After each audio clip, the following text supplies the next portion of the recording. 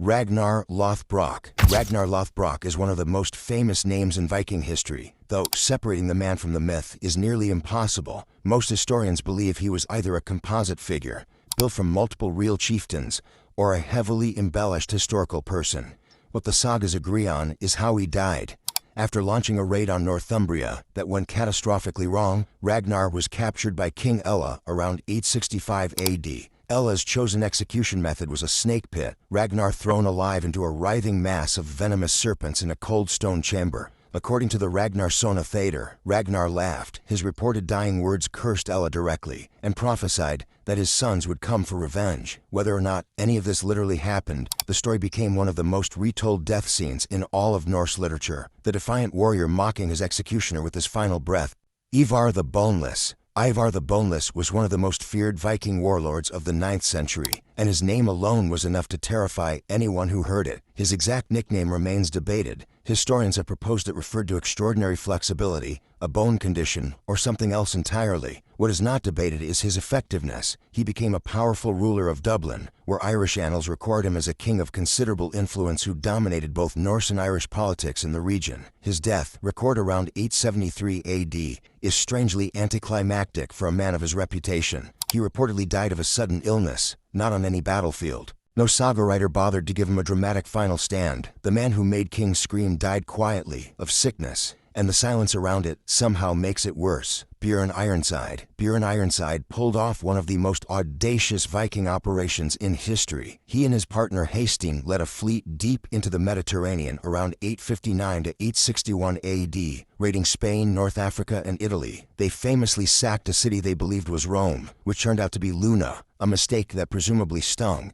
After years of spectacular raiding and reportedly ruling as King of Sweden, Bjorn met an ending that felt almost like a joke given his career. According to saga tradition, he died of old age. No battlefield, no ambush, no spectacular betrayal. The man who took longships to the Mediterranean and back simply got old and stopped. Historians note that much of Björn's biography comes from Icelandic sagas with limited independent corroboration, but the Mediterranean raid is considered broadly credible. He remains one of very few major Viking leaders who appears to have died in bed. Rollo of Normandy. Rollo spent his early life raiding Francia so relentlessly that the Frankish king Charles the Simple decided it was easier to give him land than keep fighting him. The Treaty of St. Clair-sur-Epte in 911 AD made Rollo the first ruler of Normandy in exchange for his conversion to Christianity and his oath to defend the region. According to Dudo of St. Quentin, a near contemporary writer, Rollo never fully let go of his old ways, reportedly ordering the sacrifice of 100 Christian prisoners to the Norse gods shortly before his death, hedging his bets between religions. He died around 928 to 933 AD of old age, a pagan raider transformed into a Christian duke, yet apparently never quite sure which side of the afterlife he wanted to end up on. His descendants would go on to reshape European history in ways he could never have imagined from his longship. Erik Bloodaxe. Erik Bloodaxe earned his name by killing several of his own brothers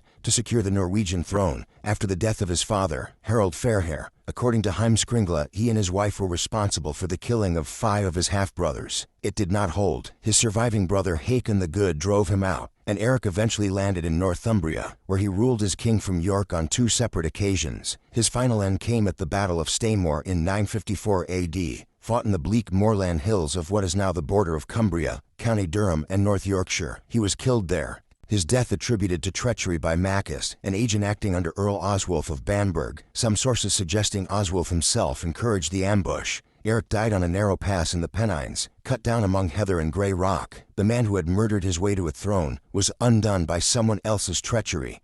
Harald Bluetooth. Harald Bluetooth united the Danish tribes, extended his reach into Norway, and oversaw the Christianization of Denmark, an achievement he commemorated on the famous Jelling stones, which still stand in Jutland today. His downfall came from inside his own hall. His son Sweyn Forkbeard led a revolt against him, and Harald was wounded in the fighting. He fled Denmark entirely and died in exile around 986 AD in Pomerania, modern-day Poland. Far from the kingdom he had spent his life building, he died of his wounds on a foreign shore, abandoned by his own people in favor of his own son. On a lighter note, the Bluetooth wireless technology you use every day is named after him. The logo combines his runic initials in a way that would likely confuse him entirely. Leif Erikson. Leif Erikson sailed west from Greenland around 1000 AD and reached a land he called Vinland, almost certainly the coast of North America, confirmed by the Norse archaeological site at L'Anse aux Meadows in Newfoundland, Canada. Nearly 500 years before Columbus, he converted to Christianity and brought the faith back to Greenland at his mother's encouragement.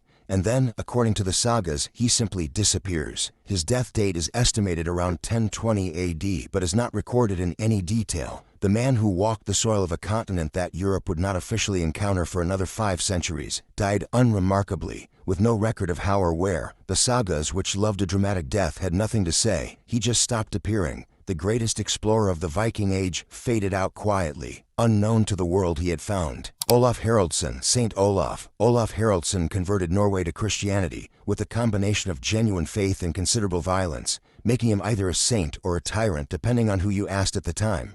A coalition of Norwegian chieftains, who preferred foreign rule, drove him out of his own kingdom.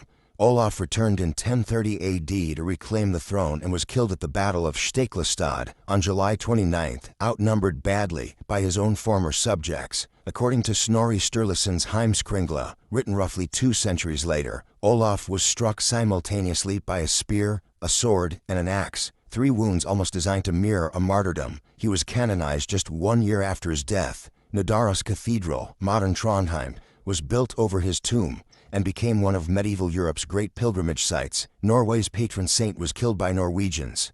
Cnut the Great. Cnut the Great was the most powerful Viking ruler in history. At his peak, he controlled England, Denmark, Norway, and parts of Sweden, a North Sea empire assembled without losing a single major battle. He is famous for the tide story, which is almost always misunderstood. He commanded the waves to stop not because he thought he could do it, but to prove to flattering courtiers that kings have limits. He died at Shaftesbury on November 12, 1035, of illness, possibly kidney disease, though the exact cause is uncertain. Aged approximately 37 to 40. He died young by almost any measure.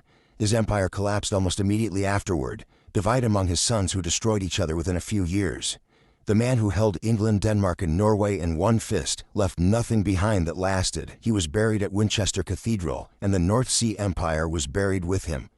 Harald Hardrada. Harald Hardrada is considered by many historians to be the last great Viking conqueror, and his death is treated as the symbolic end of the Viking Age. Before reaching the Norwegian throne, he had served as a Varangian guard for the Byzantine emperor, fought across Russia, the Mediterranean, and North Africa, and accumulated enough wealth and reputation to make any saga writer happy. In 1066 he invaded England, defeated the English at the Battle of Fulford Gate, and then was caught completely off guard 5 days later. King Harold Godwinson force-marched his army north at extraordinary speed and hit the Vikings at Stamford Bridge on September 25, 1066, with many Norse warriors unprepared and reportedly without armor. Harold was killed, an arrow to the throat. According to the sagas, his invasion fleet had arrived in 300 ships. The survivors needed 24 to sail home. William the Conqueror. William the Conqueror descended from Norse settlers who had been granted land in Francia generations earlier, and by 1066 he had turned that inherited duchy into a launchpad for one of the most consequential military campaigns in European history. He won at Hastings, reshaped England completely, and built one of medieval Europe's most formidable kingdoms. His death, however, was not remotely dignified. While besieging the town of Mont, William either fell ill or was injured by the pommel of his saddle, badly damaging his abdomen. He died slowly over several weeks at the Priory of Saint-Gervais at Rouen on September 9, 1087. According to the monk Order Fatalis, a near contemporary source, his attendants fled the deathbed to secure their own fortunes, leaving the king barely attended. When his bloated body was finally forced into the stone sarcophagus at Caen,